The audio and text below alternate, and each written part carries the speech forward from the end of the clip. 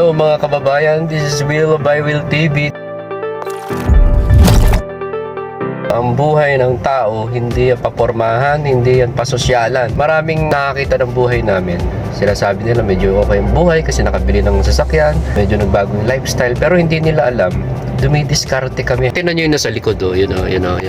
Mga sako ng bigas yan. Bukod sa aming hanap buhay, ay nagnenegosyo din kami. Hindi sa lahat ng panahon malakas tayo. At syempre, kailangan nating magnegosyo kasi meron tayong mga tinatawag na emergency.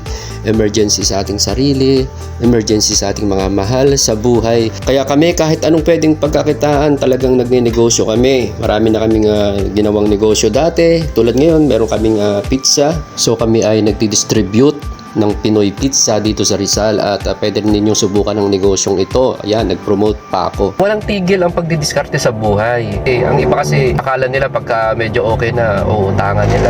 Hindi nila alam, nagsisikap. Walang tigil ang pagsisikap natin sa buhay. So bakit natin kailangan magsikap? Dahil kailangan nating maging dependent.